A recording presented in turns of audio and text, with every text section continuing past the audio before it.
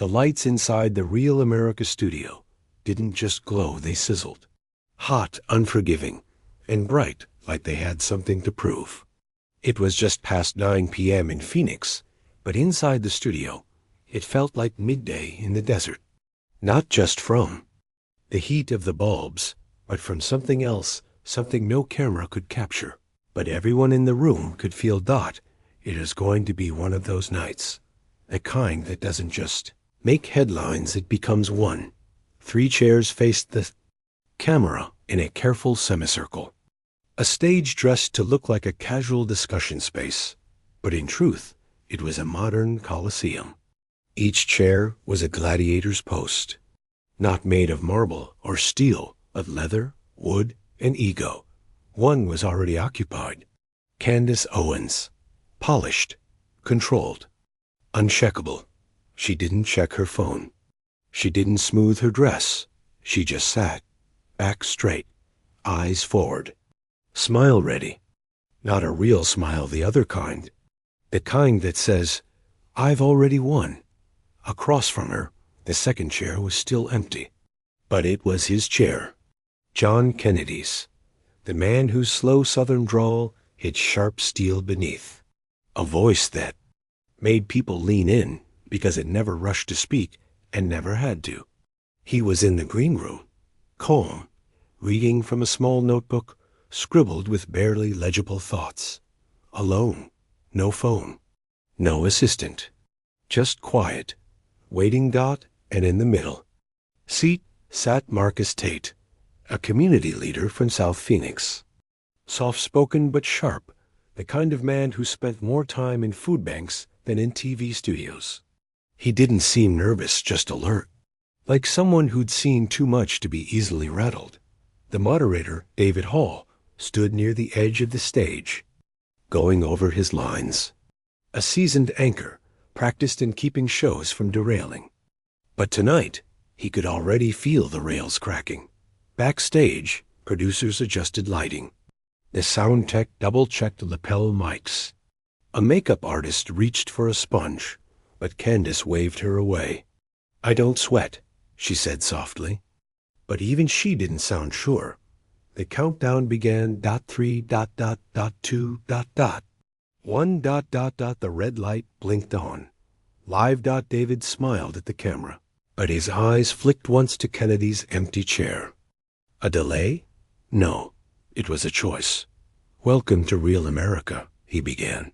"Tonight, we talk about race, justice, and personal responsibility. Our guests bring perspectives that are bound to challenge each other, and maybe challenge you too." The audience, carefully curated and seated hours before, leaned forward as Kennedy stepped into frame right on cue. No rush, no smile, no hesitation. Just that slow, measured walk to his chair, like he was stepping into a room where truth lived and lies had no shelter. He sat, adjusted his jacket, and looked straight at Candace. She nodded, half courtesy, half calculation. David turned to Candace. "Let's begin with you." Candace leaned in, already polished and poised. "We've created a culture that blames systems for every setback, but I believe in personal responsibility. That's what changed my life. Not handouts, not complaints, just discipline and focus." Her voice was clear, her words exact, and the room responded. Applause broke out from her supporters seated on the right side. Marcus didn't move. Kennedy didn't blink. David turned to the senator. "Senator Kennedy, what do you say to that?" Kennedy's voice came low and slow, like honey over gravel. "Well, David," he began, "I think Ms. Owens makes a fair point about the value of hard work." He paused, but fairness ain't about one person's story. It's about everybody's story. The room shifted, not with sound, but with silence. A heavier kind. Candace tilted her head slightly, her smile tight. "I don't speak for everyone," she said, "but I am proof. The system didn't hold me back. I didn't need to claim victimhood." Kennedy nodded. "I'm glad you didn't.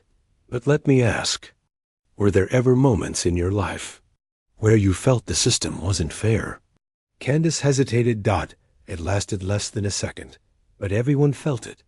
No, she replied, steady.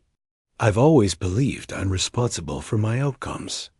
Kennedy sat back, hands folded, expression neutral. David tried to shift. Marcus, as someone working in communities, but Kennedy didn't move. Instead, he leaned forward, slowly. His voice even softer. Ms. Owens, he said, you filed a discrimination complaint in 2007, didn't you? Said you were targeted. In school, because of your race. The room froze. Candace's posture didn't change, but her hand moved to her lapel mic. A small twitch, a reflex. Like touching a scar. I was a teenager, she said quickly. That's ancient history. Kennedy didn't flinch. He didn't raise his voice. He reached into his jacket pocket and unfolded a small paper. No drama, no accusation, just facts. It says here, he said, that you claimed harassment, that you felt unsafe, that the system failed you, and the board agreed, paid a settlement. Candace blinked. Silence. Even the moderator was speechless. Kennedy folded the paper gently. So if you once called out the system, if you once asked it to answer, why tell others today they should stay silent? Candace's lips parted. But no words came. The audience murmured, a ripple of discomfort and disbelief. Marcus looked down, a quiet sigh escaping. David looked at the producers through the glass, unsure whether to stop it or let it burn. Candace found her voice. I was a kid. I didn't understand the world. I've grown. Kennedy nodded slowly. We all grow, but real growth doesn't mean forgetting what we needed. It means remembering why we needed it. Her hand trembled, just slightly. Still, resting on the mic, Kennedy leaned back, calm, controlled. Candace sat straighter, her smile returning, but this time thinner. I moved on, she said. That's the point. You're twisting it. Kennedy looked across the set. I'm not twisting it, he said quietly. I'm holding it up, so you and others can see what it really was. And then, for a moment, everything in the studio went still. No voices, no moderator. Just that sharp breath of collective silence before a storm breaks. Because the storm was coming. Asterisk, if you once cried for help, why tell others to shut up and suffer now? The silence wasn't just awkward, it was charged. Like the moment before a thunderclap, when even the air seems to pause, waiting to see who flinches first. Candace didn't flinch, but her foot began to tap under the table. Quiet, rhythmic. The kind of motion people make when their thoughts are racing faster than they want to admit. Kennedy didn't press further. He didn't need to. The question had already landed, and it hadn't missed. Moderator David Hall, sensing the tension cutting through the studio like glass, cleared his throat. Let's broaden this, he said. Marcus, as someone working with youth in Phoenix, what do you say to what we're hearing tonight? Marcus leaned in slowly, fingers laced together. His tone was calm, but his eyes were sharp, focused. I see young people every day, he said. Kids who are smart, hungry, trying, but also tired. Tired of being told that what they're going through doesn't matter. Tired of being told to just work harder while nobody listens to what they're up against.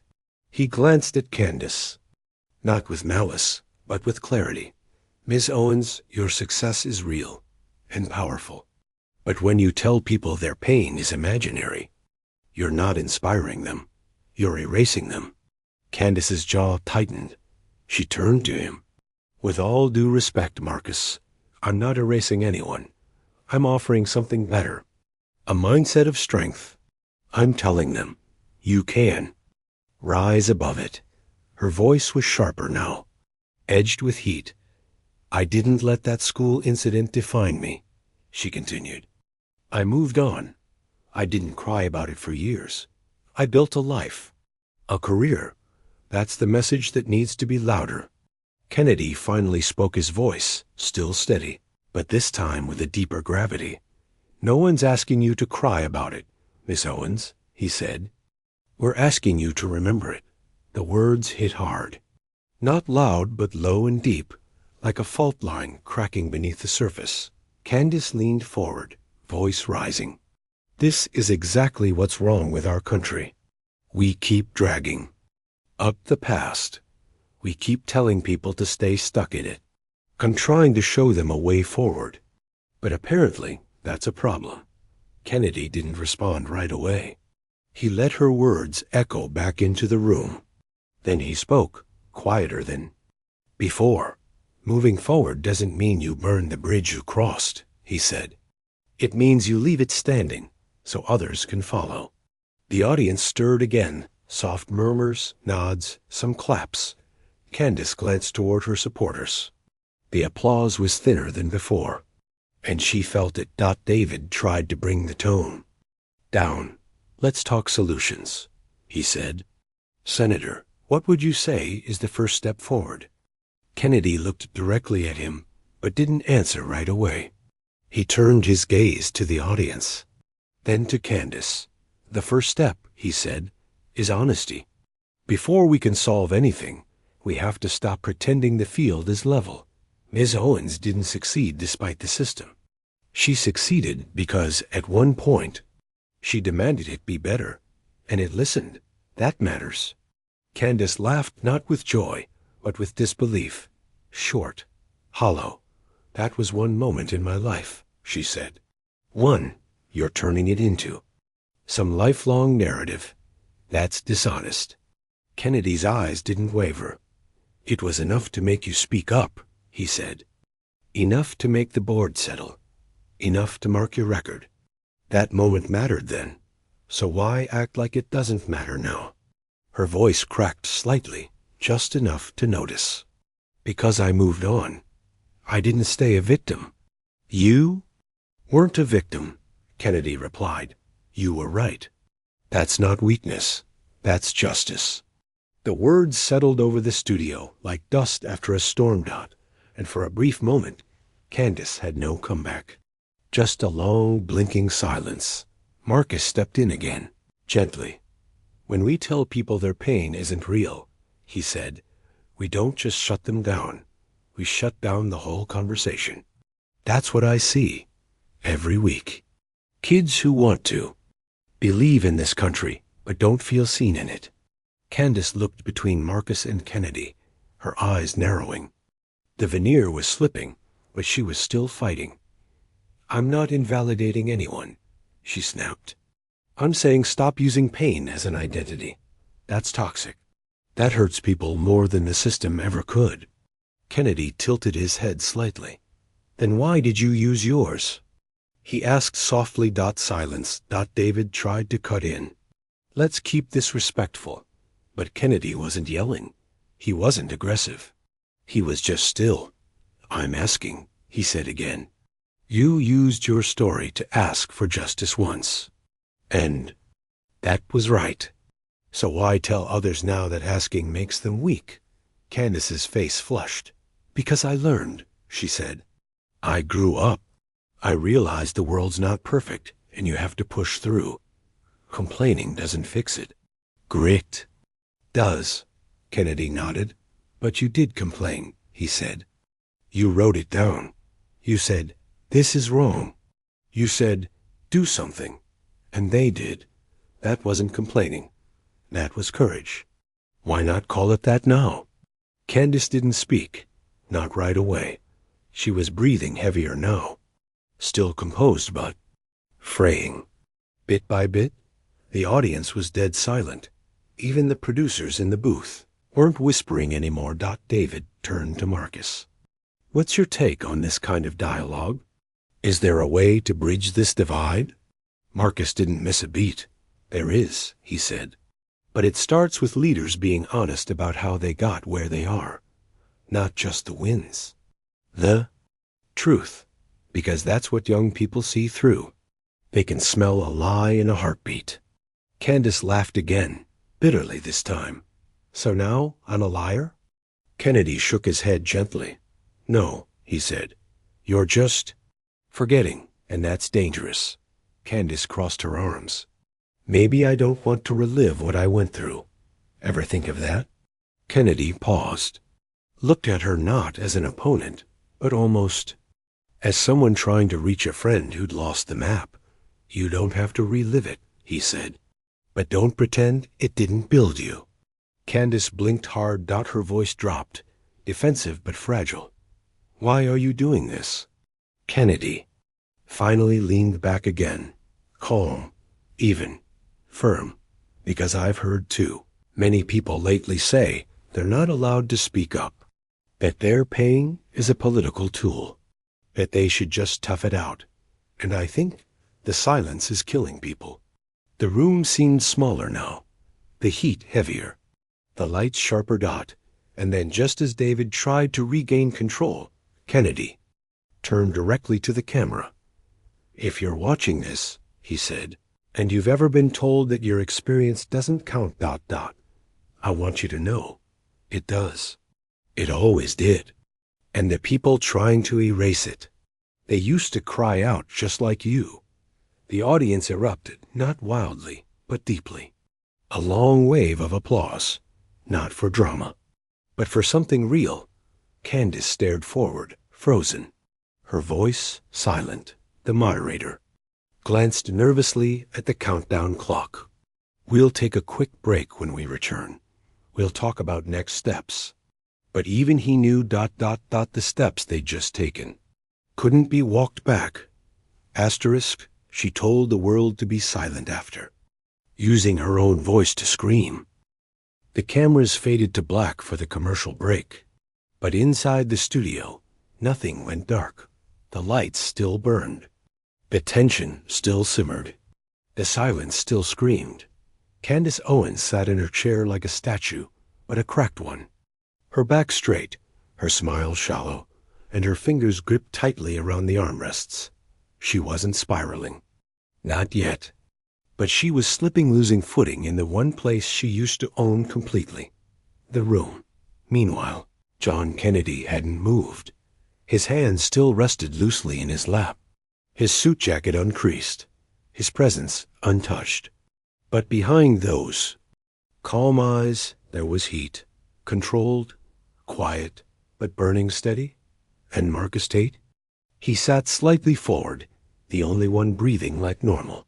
Like he'd been here before, not on a stage, but in the streets, in the real world, watching truth get shoved aside until someone finally called it out. Then the on-air light blinked red again. The crowd straightened. David Hall adjusted his papers. His voice came in smoother than it felt. Welcome back to Real America. Tonight's conversation has been intense. Let's bring it back in and focus on where we go from. Here, but the moment wouldn't be controlled. It had already spilled. David turned to Candace. Candace, you've been clear about your belief in individual strength. But how do you respond to those who feel your message leaves them behind? She inhaled slowly, and she was ready. Or at least she tried to be. Look, she said, her voice sharper, now more edge, less calm. This country is not perfect. But I refuse to teach people that victimhood is a path to success. I made it because I refused to stay bitter. I refused to beg, and I want others to do the same. A few audience members clapped, but the sound was uneven, half-hearted, like hands clapping out of habit, not conviction. Kennedy looked down, just for a second. Then he spoke. Soft again. No one's asking anyone to beg, he said. But sometimes asking for fairness is survival. Candace raised her chin. I'm not stopping anyone from doing that. Kennedy tilted his head, voice still low but colder now. You're not stopping them. You're shaming them. That line hit like a glass breaking off stage. You didn't see the impact, but everyone felt it. Candace's lips tightened. I'm not ashamed of my story. I overcame. That's not shame, that's proof.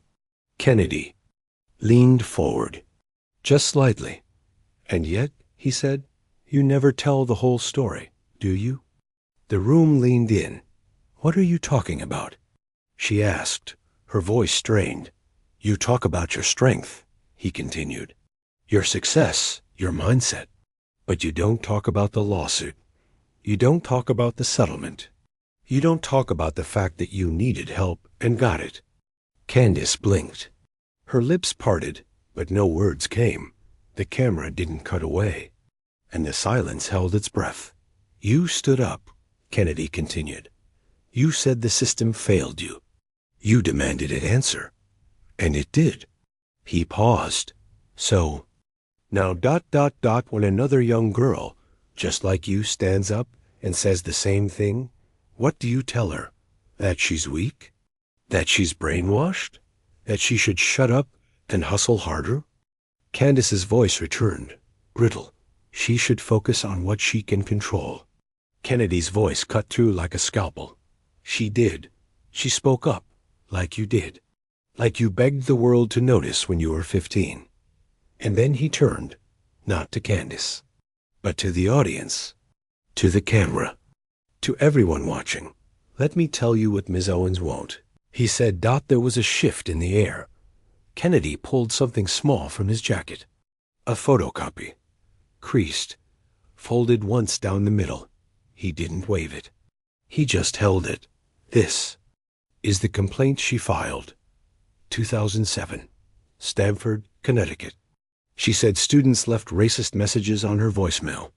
She said the school ignored her pleas for help. She said she felt scared, alone, targeted. Candace's jaw clenched. This is out of bounds. Kennedy didn't stop. She said, and I quote, if I stay silent, this will happen to someone else. The room stilled. Those words didn't just echo. They pierced. Candace turned toward him, her voice brittle. You're taking this out of context. I was a kid. I was emotional. I didn't understand what I was doing. Kennedy turned his gaze back toward her. No, you understood perfectly. You were hurt, and you told the truth, and the world listened. Now ... you're telling others that saying truth doesn't matter. Candace's mask cracked. I'm not the enemy here, she snapped. I'm just tired of the same narrative being shoved down people's throats. Kennedy didn't flinch. You're not the enemy, he said. But you're becoming something worse. Candace's voice caught. What's worse than that? Kennedy answered. Someone who knows the pain and tells others it's not real. The audience murmured. A collective gasp. Some applause. Some shock. Marcus leaned forward, his voice entering the conversation like a firm hand on the shoulder. This is the moment, he said. This is what we never talk about. The people who make it out and then close the door behind them. Candace's face hardened. I didn't close any door. I built my own way out. Marcus looked at her gently. But someone else built that. Door first. You just walked through it. She shook her head. No, that's not fair. Kennedy replied, neither is pretending your story started at the finish line. The audience sat in a silence that wasn't just quiet, it was truth-filled. And in that silence, something cracked. Not just in the room, but online. Because backstage, the producers' screens were already lighting up. Social media was flooding. Clips from earlier had already gone viral. The phrase, you can't shut the door behind you, was trending. Another clip Kennedy saying, you screamed for help. Now you shamed the screamers, had crossed 1 million views in 30 minutes. Candace's team stood in the wings, phones buzzing. One of her aides leaned toward her. We need to pivot. But Candace didn't hear them. She just stared ahead. No script. No prepared lines. Just silence. Kennedy's voice cut through it all one last time before the segment break. You once said you were invisible, he said. Now you sit in the spotlight, but don't forget someone else is sitting where you were, still in the dark, and they're listening. Asterisk, the girl you used to be. Just heard you call her weak. The lights hadn't changed. The air conditioning still hummed. The floor hadn't moved. But everything inside the Real America studio felt different. The applause hadn't returned. The debate hadn't resumed. The audience wasn't restless. They were still, silent, watching not a fight, but a reckoning. Candace Owens sat frozen. Her hands, once poised, now clenched. Her voice, once dominant, now quiet.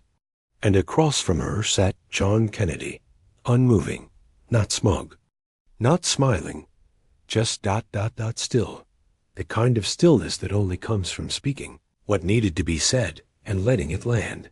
Even the moderator, David Hall, was shaken. He shuffled his note cards, voice tighter now. We're coming to the end of tonight's panel. Final thoughts from each guest. He turned to Candace. All eyes followed.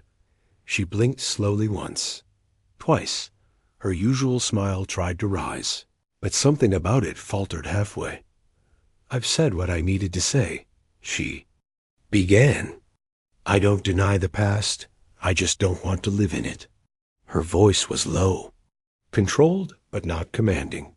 I believe in strength, in pushing forward, in refusing to let pain define you. A few in the audience clapped, but the sound didn't ripple. It dropped. Heavy. She continued. People might think I'm cold or distant, but the truth is, I had to be. That's how I survived. Her eyes darted once to Kennedy, and for a split second, something real flickered there. A quiet question, unspoken. Was it wrong to survive like that? But Kennedy didn't interrupt. He waited. David turned next to Marcus. Marcus folded his hands in front of him. Calm, grounded, his voice steady. I work with kids who don't get a seat at this table, he said. They don't get lights or applause or an audience. All they get is each other and what they're told. He looked at Candace, not with judgment, but with weight. If you tell them their pain doesn't count, they'll believe it. If you tell them they're weak for crying out, they'll stay silent. And when they stay silent, they get crushed. A wave of quiet murmurs filled the crowd. Marcus looked into the lens now. Direct, sincere. I'm not asking for pity, he said. I'm asking for space, for truth, for the kind of honesty Senator Kennedy showed tonight. He nodded toward Kennedy. And whether you agree with him or not, you felt it. The room hushed again. David finally turned to the senator. Senator Kennedy, your closing thoughts? Kennedy leaned forward, resting his forearms on his knees. He looked tired, not weak, but worn, like a man who had held something heavy and finally set it down. David, he began, I didn't come here to win an argument. I came here to ask a question that too many folks are too afraid to ask. He paused. When did we decide that telling the truth about pain was weakness? He looked to the audience, then to the camera. We have a generation coming up who don't need excuses. They need acknowledgement. They don't need to be told to give up. They need to be told, you matter, because what happened to you matters. He looked at Candace now, but his voice remained soft. I'm not calling you a villain. I'm calling you a mirror. And sometimes we don't like what the reflection shows. Candace didn't speak. She looked down for the first time that night.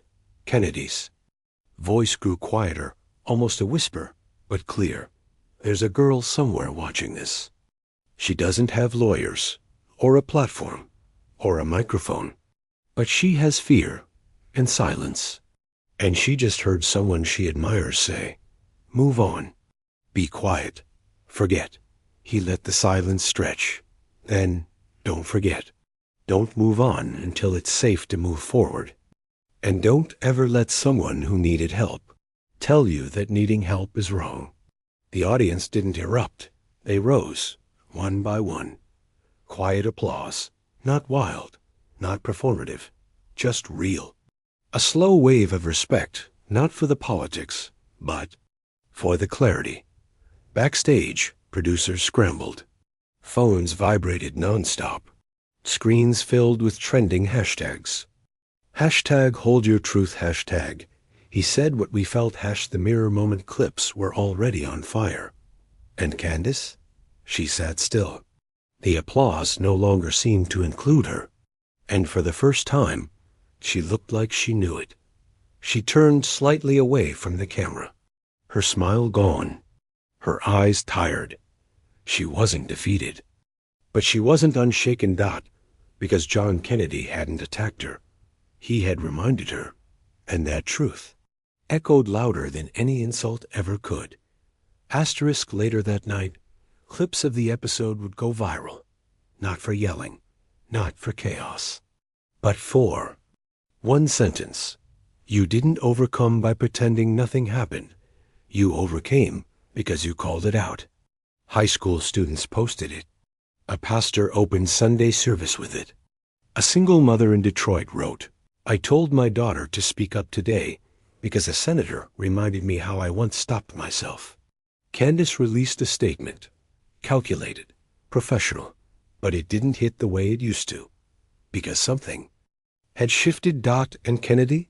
He didn't post, didn't gloat, didn't speak again. He didn't need to. His words had already found new voices to live in. Asterisk, real strength isn't in forgetting the pain. It's in remembering it and refusing to close. The door behind you.